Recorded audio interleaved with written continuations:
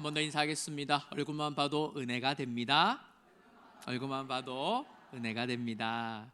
다들 또 한 주간의 삶을 또 사는 중간에 또한 오늘 또 모처럼 비가 와서 그런지요, 조금 찌뿌둥한 또 그러한 날씨에 우리의 마음이 아닌가 싶은데, 이렇게 은혜의 자리에 나와서 함께 예배하는 이 시간을 통해서 하나님께서 영광 받아 주실 뿐만 아니라 우리의 이 발걸음을 인도하신 주님께서 오늘 이 시간 우리에게 크신 은혜와 사랑으로 찾아와 주실 줄로 믿습니다. 우리 한 번 더 서로에게 이렇게 한 번 더 인사하겠습니다. 얼굴만 봐도 더 은혜가 됩니다.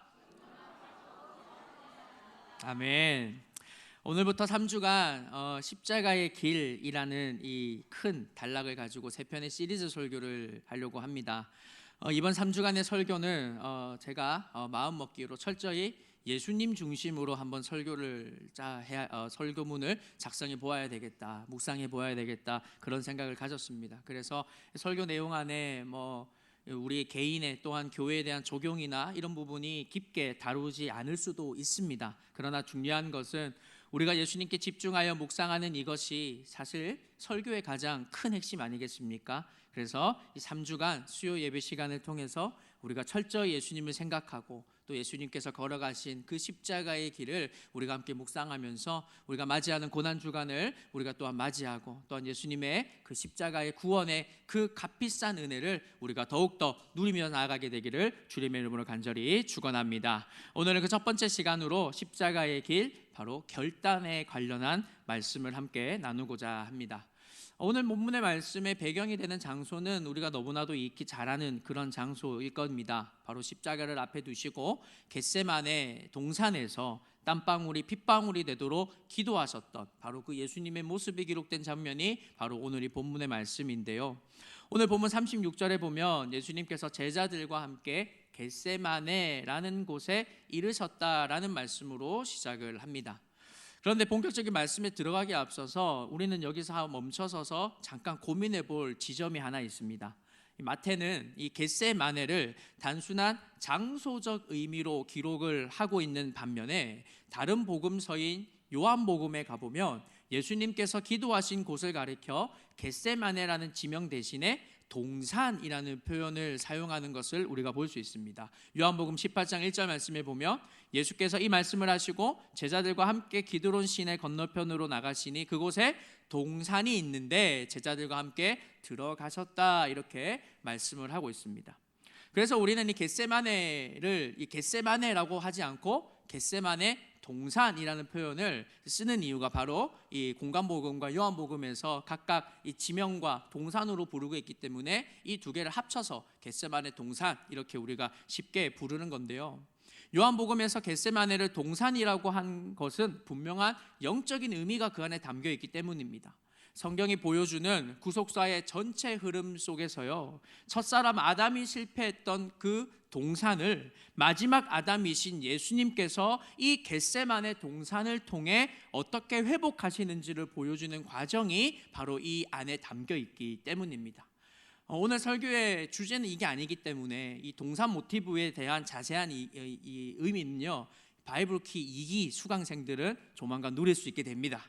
그러니까 오늘 여기 계신 분들은 궁금해도 다음번 바이블키 3기를 해주시면 좀 더 의미 있게 전달이 될 것 같은데요.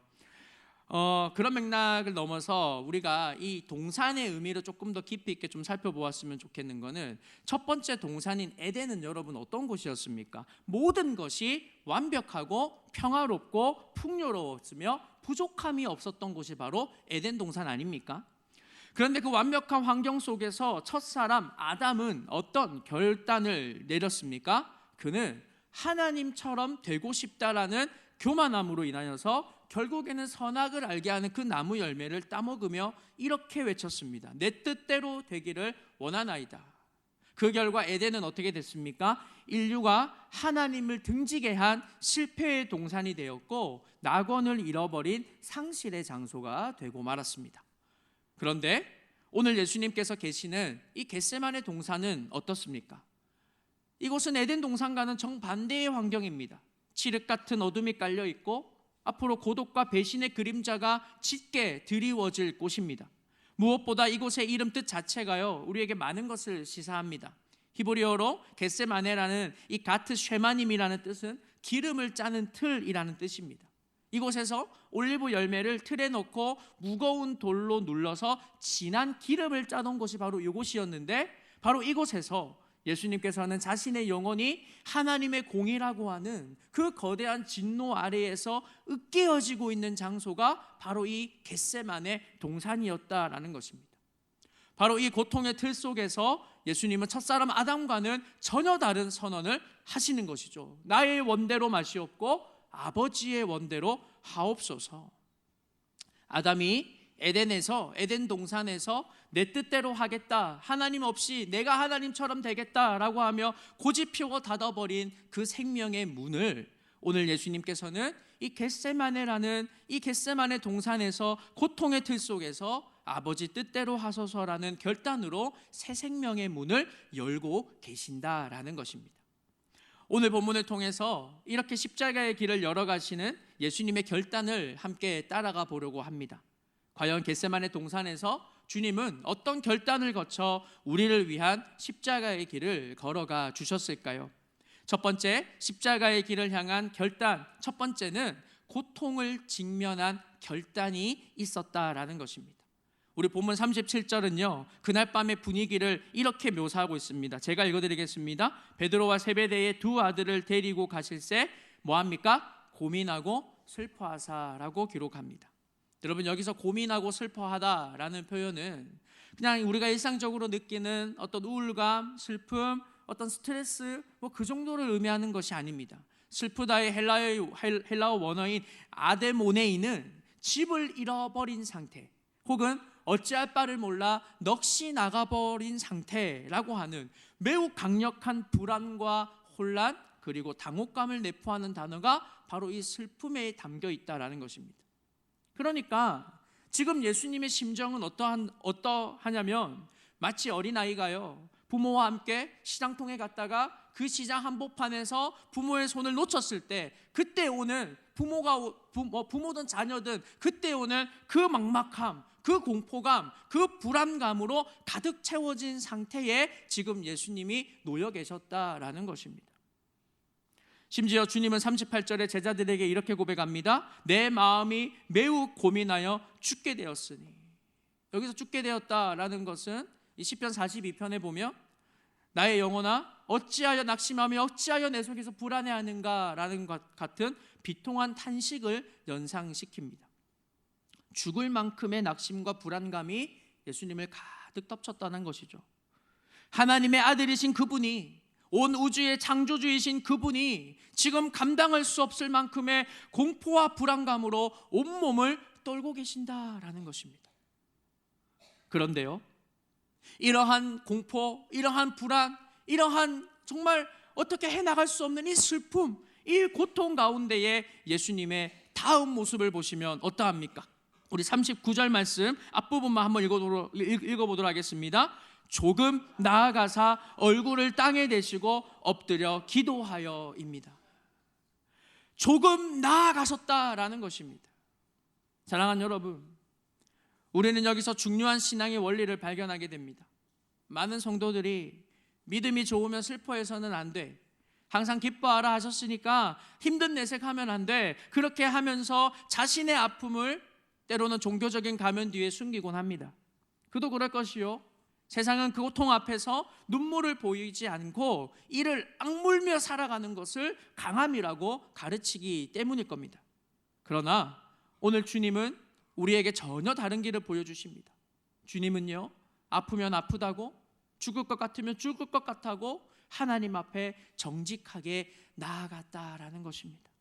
그리고 하나님 앞에서 얼굴을 땅에 대고 엎드리셨다는 것입니다. 유대인의 기도 자세 중에 가장 처절한 복종이자 자신의 모든 연약함을 노출하는 자세가 바로 이 자세였습니다. 그렇게 주님은 자신의 슬픔과 죽을 것 같은 그 고통과 불안감을 가지고서도 주님 앞으로, 하나님 아버지 앞으로 조금 나아가사 얼굴을 땅에 대고 주님 앞에 기도하셨다라는 것입니다. 팀 켈러 목사님은 그에 져서 고난에 관하여 라는 책에 보면 이 부분을 이렇게 표현하고 있습니다. 우리 한번 함께 읽어보도록 하겠습니다. 그리스도인이 고난을 당할 때 가장 먼저 해야 할 일은 그 고난이 얼마나 아픈지 하나님께 정직하게 말씀드리는 것이다. 하나님은 우리의 세련된 문장이 아니라 우리의 깨어진 심장 소리를 듣고 싶어 하시기 때문이다. 아멘. 공감되시죠?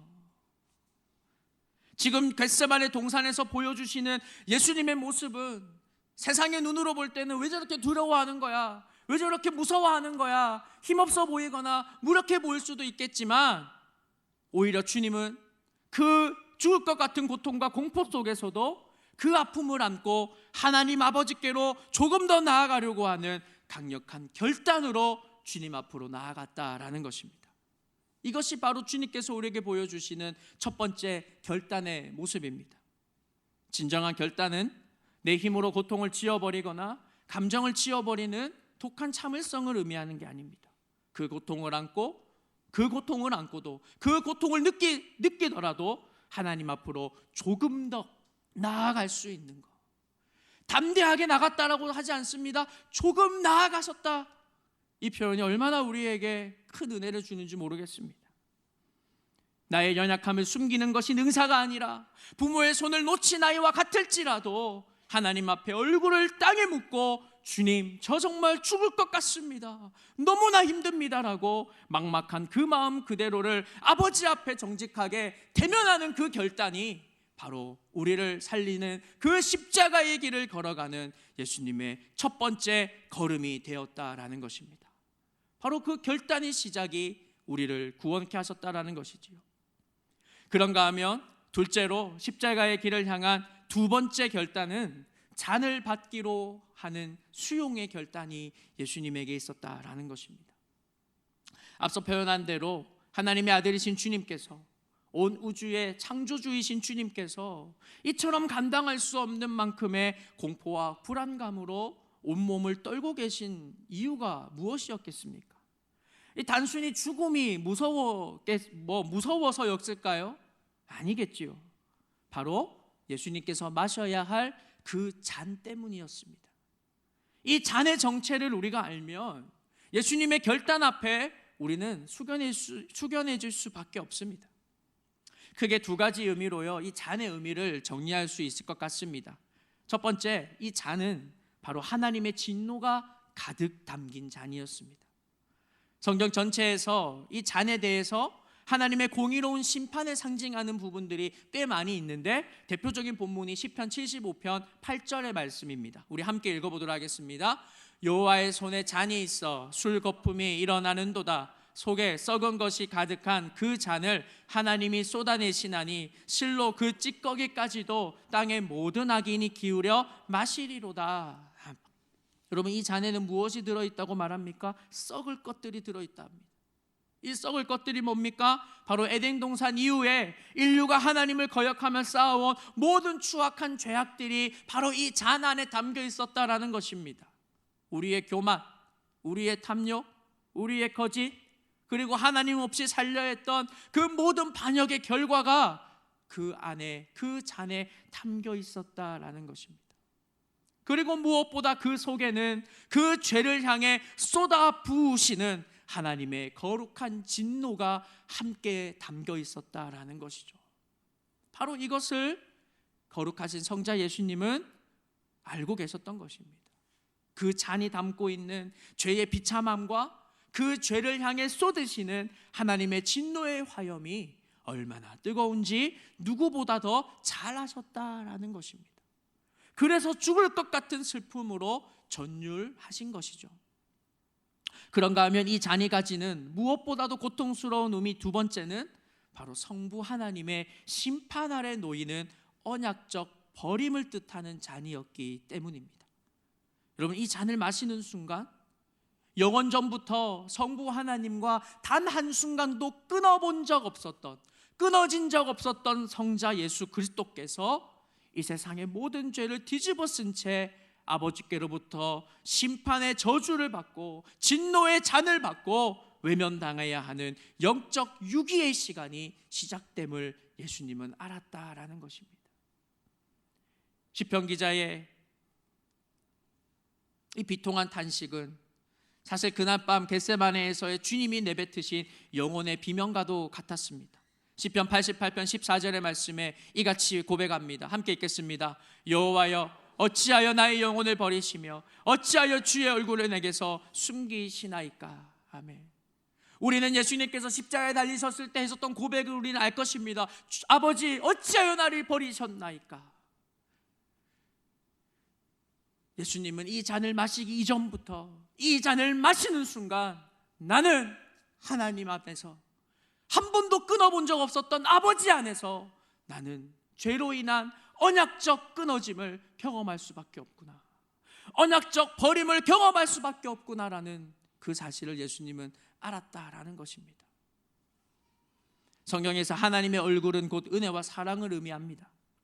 그런데 그 얼굴을 숨기셨다라는 것은 무엇을 뜻합니까? 그것은 곧 죄인을 향한 하나님의 가장 무거운 형벌, 즉 완전한 단절에 있었다라는 것입니다. 영원 전부터 아버지의 사랑 가득한 얼굴만 보고 계셨던 성자입니다. 그러나 이제 우리 죄 때문에 그 얼굴을 잊어버리게 된 것입니다. 하나님이 얼굴을 돌리시는 것, 그것이 바로 주님께서 마주하셔야 할 진노의 잔이요 지옥의 잔이었다라는 것입니다. 주님께서 이 잔을 마신다라는 것은 단순히 십자가의 육체적인 통증을 참아내는 것만이 아니었습니다. 죄에 대한 하나님의 서슬퍼런 진노와 심판으로 인해 영원한 사랑의 관계에서 끊겨나가는 그 언약적 버림을 바로 우리 대신에 당하셔야 한다라는 것이었습니다. 사랑하는 여러분, 버려진다, 이 얼마나 고통스러운 건지 여러분 상상이 되십니까?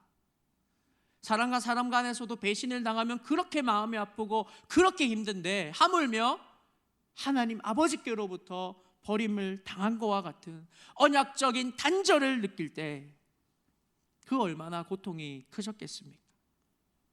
우주를 지탱하는 성부와 성자의 그 완벽하고 견고한 사랑의 끈이 바로 우리 한 사람을 살리기 위해 처참하게 끊어져야만 했다라는 것입니다. 그 단절은 주님의 영혼에 가해지는 마취 없는 절단과도 같았을 것입니다. 온 우주의 생명이신 아버지께로부터 분리되는 그 우주적인 고립감이 바로 주님의 심장을 파고들었기에 주님은 땀방울이 핏방울이 되도록 전율하며 엎드려지셨다라는 것이지요. 그러나 사랑하는 여러분, 예수님은 여기서 멈추지 않으셨습니다. 그럼에도 예수님은 그 잔 앞에서 그냥 좌절하고 낭망한 채로 그저 두려워함으로 가만히 계시지 않았습니다. 그 잔 안에 담긴 독배의 정체를 보셨고 그 잔을 마실 때 당할 하나님과의 처절한 단절을 예견하셨음에도 불구하고요, 주님은 그 공포를 회피하는 대신에 자신의 의지 안으로 받아내는 결단의 기도로 나아가십니다. 주님의 기도를 자세히 보면 놀라운 변화가 일어나는 것을 볼 수 있습니다. 39절에 보시면 첫 번째 기도에서 주님은 어떻게 말씀하십니까? 만일 할만하시거든 이 잔을 옮겨달라고 간구합니다. 이는 인성을 입으신 사람의 몸을 입고 이 땅에 오신 바로 주님의 솔직한 외침이었을 것입니다. 두려웠겠죠. 인간이었기 때문에 죽음은 두려울 수밖에 없는 것입니다. 하지만 두 번째 기도는 어떻게 합니까? 42절에 주님의 기도가 완전히 바뀌는 것을 볼 수 있습니다. 우리 42절 말씀 함께 읽겠습니다. 다시 두 번째 나아가 기도하여 이르시되 내 아버지여, 만일 내가 마시지 않고는 이 잔이 내게서 지나갈 수 없거든 아버지의 원대로 되기를 원하나이다. 이 짧은 문장의 변화 안에 인류의 구원이 달려있다는 것을 알고 있습니다. 내 아버지여, 만일 내가 마시지 않고는 이 잔이 내게서 지나갈 수 없거든. 무슨 말입니까? 이미 결정이 났다라는 것입니다. 이미 알고 있다라는 것입니다. 인간 같으면 뗐었겠죠. 그래도 못하겠다고, 그래도 안 되겠다고. 그러나 예수님의 기도는 어떻게 고백합니까? 그럼에도 아버지의 원대로 되기를 원하나이다. 그렇게 기도했다라는 것입니다. 아담은 동산의 풍요 속에서도 하나님의 은혜의 잔을 거부하고 자기의 교만의 잔을 채우려고 했지만 예수님은 고통의 동산에서 기어이 하나님의 진노의 잔을 자신의 잔으로 수용하셨다라는 것입니다. 예수님은 결단하셨습니다. 내가 이 잔을 비워야 내 백성이 살아날 수 있다. 내가 이 진노의 찌꺼기를 마셔야 나를 통하여 구원의 잔을 들 수 있다라고 예수님은 그 잔을 마시기로 결단하셨다라는 것입니다. 사랑하는 여러분, 오늘 우리가 이 자리에서 마시는 은혜의 잔은요, 바로 우리 주님께서 겟세마네 동산에서 비우신 저주의 잔 위에서 만들어진 것임을 우리는 기억해야 할 것입니다. 우리가 이 자리에서 은혜 받아서 살아가는 것, 우리가 하나님의 자녀로 살아가는 것, 그거 그냥 된 것이 아니다라는 것입니다. 바로 이러한 처절한 예수님의 고난의 잔, 죽음의 잔, 단절의 잔, 이 잔을 마시기로 결단하셨기에 오늘 우리가 하나님의 자녀된 자로서 은혜의 삶을 살아가고 있다라는 것입니다. 주님은 기도의 무릎으로 그 무시무시한 하나님의 진노와 공의가 담긴 그 잔을 받아내셨습니다. 바로 이것이 우리 기독교 신앙의 핵심이자 우리가 평생을 다해 묵상해야 할 십자가 구원을 위한 예수님의 위대한 수용의 결단이었다라는 것입니다. 바로 이러한 결단과 함께 고통을 마주하고자 하는 결단, 그리고 그 고난의 잔을 마시기로 수용하신 그 결단과 함께 마침내 예수님은 그 자리에서 일어서십니다. 그리고는 마지막 사명을 향해 일어서는 곧 십자가의 길로 나아가는 순종의 결단으로 나타내십니다. 우리 46절 말씀 함께 읽도록 하겠습니다. 일어나라, 함께 가자. 보라, 나를 파는 자가 가까이 왔느니라. 아멘. 여기서 가자라는 이 단어는요, 이 설교의 결론과도 같은 중요한 단어입니다. 이 말은 위협을 피해 도망가자는 제안이 아닙니다. 오히려 예수님 자신을 잡으러 오는 그 대적들을 향해, 그리고 인류를 구원할 십자가의 그 제단을 향해 적극적으로 맞서 나아가자라는 바로 자발적 결단의 선언이었다라는 것입니다. 우리는 여기서 예수 그리스도의 능동적 순종의 절정을 봅니다. 주님은 가룟 유다가 가까이 온 것을 아셨습니다. 군병들이 칼과 뭉치를 들고 오는 살기등등한 발소리도 들으셨을 것입니다. 그러나 주님은 숨지 않으십니다. 오히려 그들을 향해 먼저 발걸음을 떼셨다라는 것입니다. 에덴 동산의 아담과 비교해 보십시오. 첫사람 아담은 죄를 짓고 하나님이 부르실 때 어떻게 했습니까? 무서워서 나무 뒤로 숨었습니다. 그러나 마지막 아담이신 예수님은 인류의 죄를 짊어지시기 위해 자신을 죽으러 오는 자들 앞으로 당당히 걸어 나가셨다라는 것입니다. 아담의 비겁함 숨음이 인류에게 죄의 저주를 가져왔다면 예수님의 이 당당한 나아감의 결단이 오늘 우리에게 구원을 가져다 주었다라는 것입니다. 종교개혁자 존 칼빈의 주석을 보면 그는 이렇게 말합니다. 함께 읽겠습니다. 그리스도께서는 죽음에 끌려가신 것이 아니라 우리를 위해 스스로 죽음을 향해 걸어가셨다. 그분은 사냥꾼에게 쫓기는 제물이 아니라 제단을 향해 스스로 나아가는 거룩한 제사장이셨다라고 고백합니다. 사랑하는 여러분, 결단은 단순히 마음으로 동의하는 것만으로 끝나는 게 아닙니다. 기도하는 것만으로 끝나는 것이 아닙니다. 예수님께서는 그 고난의 잔을 받기로 수용하셨던 그 자리에서 이제 머물러서 어떻게 하면 좋지? 다음 플랜은 뭐지? 도망가야 될까? 그런 생각, 그런 잡다함으로 나아가는 것이 아니라 기도했기에 예수님은 바로 그 고난의 현장으로 자신의 몸을 던지며 나아가는 순종의 결단을 해주셨다라는 것입니다. 그렇기에 주님께 십자가는 더 이상 피하고 싶은 잔이 아니었습니다. 기도를 통해 반드시 성취해야 할 사명이 되었다라는 것입니다. 그래서 주님은 자기 백성을 사랑하시기에 그들을 살리겠다라는 언약적 열심을 가지고 그렇게 주님은 순종의 결단으로 기도의 자리에서 일어나셨다라는 것입니다. 사랑하는 여러분, 오늘 이 겟세마네에서의 예수님의 결단의 세 가지를 우리가 함께 살펴보았습니다. 첫 번째는 고통을 뭐 하는 겁니까? 직면하는 결단을 하셨습니다. 두 번째는요, 잔을 마시기로 수용하는 결단을 하셨습니다. 그리고 마지막은요, 하나님의 뜻대로 되기를 원합니다라는 그 고백과 함께 순종의 결단으로 나아가셨습니다. 바로 그 자리가 십자가였습니다. 이 예수님의 이 결단이 오늘 저와 여러분을 살리는 십자가의 은혜를 우리에게 주신 줄로 믿으시기를 바랍니다. 그러니까 우리는 어떻게 살아야 하겠습니까? 그러니 우리는 어떻게 해야 되겠습니까? 예수님이 우리를 위하여 결단하셨듯이 오늘 우리가 그 예수님의 결단으로 십자가의 구원을 받았다고 한다면 우리 또한 그 십자가의 길을, 또한 예수님 중심의 삶을 살기로 결단하는 오늘 우리의 모습으로 나아갈 수 있어야 하지 않겠습니까? 오늘 본문 말미에 보면, 중간중간에 보면 제자들은 자고 있습니다. 이들의 잠은 그냥 육적인 잠이 아닐 것입니다. 이들의 잠은 영적 무지에서 오는 잠이었습니다. 예수님의 그 십자가를 향한 그 고난과 그 결단에 제자들은 반응하지 못했던 것뿐입니다. 그러나 오늘 우리는 압니다. 우리 안에 계신 성령께서는 오늘 우리를 이 예수님의 이 결단의 은혜를 입은 우리들에게 오늘 우리의 삶에 예수님 중심의 삶을 살기로 결단하고자 하십니다. 오늘 우리의 삶에 예수님의 십자가가 다시금 세워지게 되기를 간절히 축원합니다. 예수님의 십자가가 우리의 삶에 그 어떤 것보다도 가장 귀한 은혜가 되기를 간절히 소망합니다. 무엇보다 예수님이 나 같은 죄인을 살리기 위해 결단하신 것처럼 나의 모든 생명, 나의 영원한 구원자가 되신 주님을 향해 오늘 우리가 함께 잠자는 영혼을 깨워서 주님으로 결단하며 주님으로 살기로 결단하며 나아가는 우리 모두가 되기를 간절히 축원합니다.